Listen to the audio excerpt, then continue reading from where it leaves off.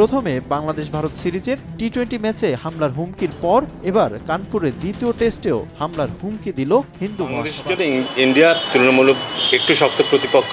9 তারিখ থেকে ফুল টিমের। আসসালামু আলাইকুম সুপ্রিয় দর্শক বন্ধুরা, তবে কি এবার শেষ পর্যন্ত ভারত এবং বাংলাদেশ সিরিজের মোড় অন্যদিকে ঘুরতে যাচ্ছে?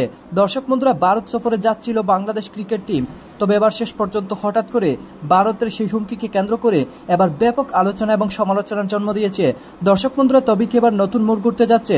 অন্যদিকে এবার সেই সকল বিষয়গুলোকে কেন্দ্র করে বাংলাদেশ ক্রিকেট বোর্ডকে যেই সকল বিষয়গুলো জানানো হয়েছে, তো দর্শক বন্ধুরা আপনার মাঝে সেই সকল তথ্যগুলো তুলে ধরেছি।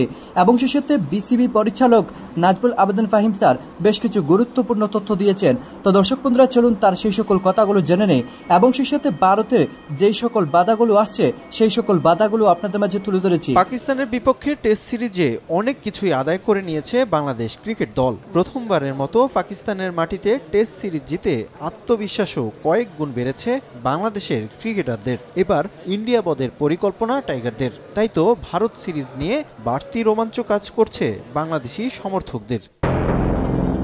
চলতি মাসে ভারত সফরে যাবে বাংলাদেশ ক্রিকেট দল। সেখানে 2টি টেস্ট ও 3টি টি-20 সিরিজ খেলার কথা টাইগারদের। তবে বাংলাদেশের এ সফর বাতিলের জন্য উঠে পড়ে লেগেছে ভারতীয় রাজনৈতিক দল হিন্দু মহাসভা। বাংলাদেশে হিন্দু সম্প্রদায়ের উপর নির্যাতনের অভিযোগ তুলে দফায় দফায় হামলার হুমকি দিয়ে যাচ্ছে হিন্দু জাতীয়তাবাদী সংগঠনটি। প্রথমে বাংলাদেশ ভারত সিরিজের টি-20 ম্যাচে হামলার হুমকির পর এবার কানপুরের দ্বিতীয় টেস্টেও হামলার হুমকি দিল হিন্দু মহাসভা। এ অবস্থায় খেলোয়াড়দের নিরাপত্তার কথা চিন্তা করে ভেন্যু পরিবর্তনের কথা ভাবছে বিসিসিআই। কানপুর থেকে সরিয়ে দ্বিতীয় টেস্ট মধ্যপ্রদেশের ইন্দোরে নেওয়া হতে পারে বলে জানিয়েছে ভারতীয় সংবাদ মাধ্যম এবিপি। তবে ভেন্যু পরিবর্তন নিয়ে এখন পর্যন্ত কোনো আনুষ্ঠানিক বিবৃতি দেয়নি বিসিসিআই।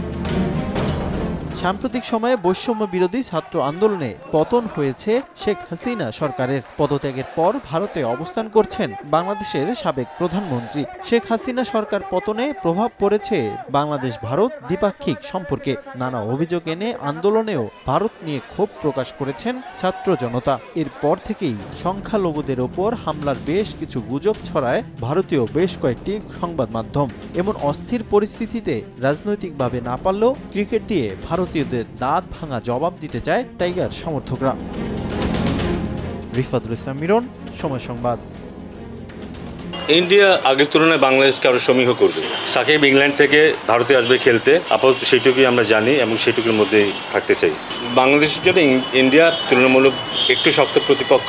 9 তারিখ থেকে ফুল টিমের ফুল ফ্লেজ প্র্যাকটিস হবার কথা। তো যে অফিসিয়াল যে প্রস্তুতি সেটা কবে থেকে শুরু হচ্ছে এবং এখানে ফুল টিমকে পাওয়া যাবে না কেউ কোনো ইঞ্জুরি বা কোনো কিছু আছে কিনা? ইঞ্জুরির সমস্যা নেই আমি যতটুকু জানি। আশা করছি যে ফুল টিমকে পাওয়া যাবে। সাকিব কাউন্টি খেলতে গেছে, বাকি সবাই অ্যাভেলেবল থাকবে আশা করছি। 8 তারিখে খুব সম্ভবত অনিশ্চিত একটা দিন আছে, বাট 9 তারিখ থেকে ফুল টিমের ফুল ফ্লেজ প্র্যাকটিস হবার কথা। ওয়েদারটা কিছুটা বিঘ্নতা সৃষ্টি করতে পারে, বাট চেষ্টা করবো এর মধ্যে যেন ঠিকভাবে প্রস্তুতি নেওয়া যায়। বিপিএল বা এ যদিও কোনো কিছু আলোচনা হয়েছে?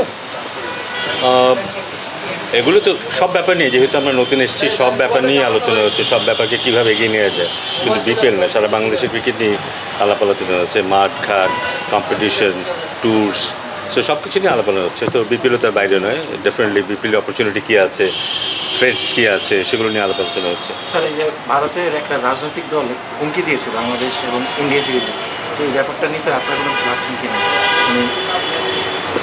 এরকম থাকে সবসময়, সব দেশের খেলাতে এরকম প্রায় অন অ্যান্ড অফ থাকে, কিন্তু আমার মনে হয় না সেটা বড় একটা থ্রেট।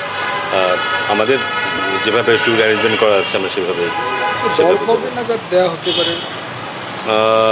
এটা এক্স্যাক্টলি আমি এখন বলতে পারছি না। আমি শিওর যে দিন দুয়েকের মধ্যে, হয়তো 2-3 দিনের মধ্যে হয়তো দল দিবে।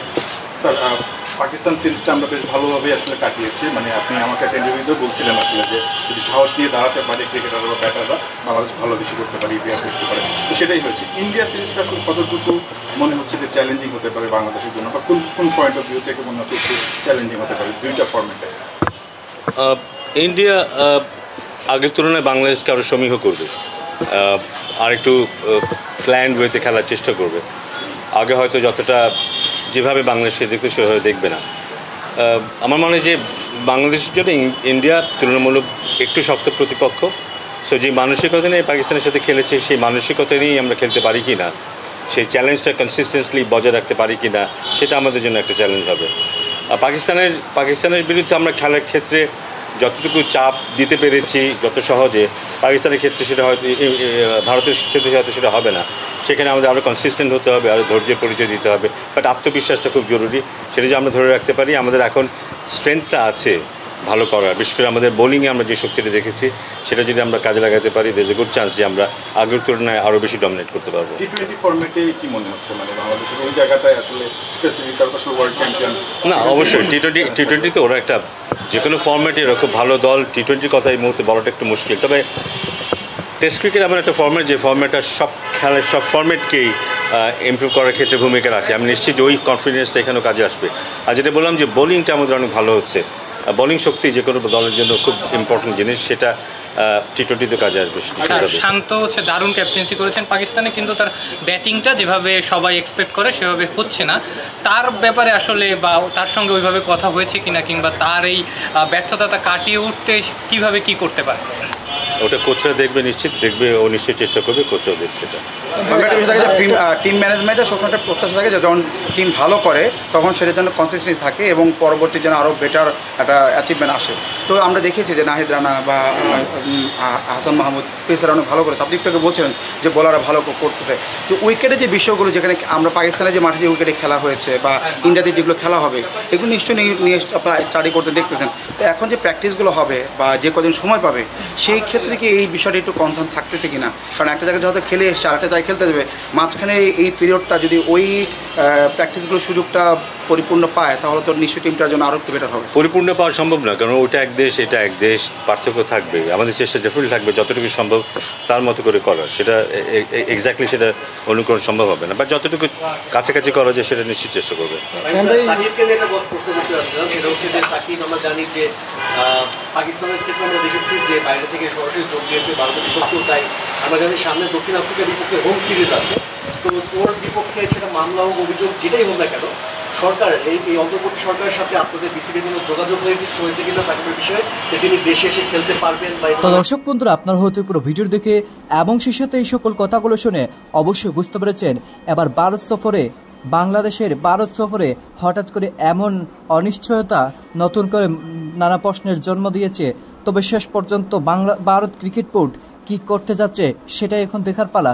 তবে বাংলাদেশ ক্রিকেট বোর্ড আশাবাদী ভারত সেই সকল বিষয়গুলো মোকাবেলা করে ভারত এবং বাংলাদেশের সিরিজ অত্যন্ত চমৎকারভাবে চালিয়ে যাবে ভারত ক্রিকেট বোর্ড। তো দর্শক বন্ধুরা, আপনারা এই পুরো ভিডিও দেখে এবং সেই সাথে নাজমুল আবেদন ফাহিম স্যারের এই সকল কথাবার্তাগুলো শুনে আপনাদের কাছে কি মনে হচ্ছে? তবে কি ভারত এবং বাংলাদেশের সফর ঠিকমতো হবে নাকি মোড় অন্যদিকে ঘুরতে যাচ্ছে? অবশ্যই কমেন্ট করে জানিয়ে দিবেন। তো দর্শক বন্ধুরা, ভালো থাকুন।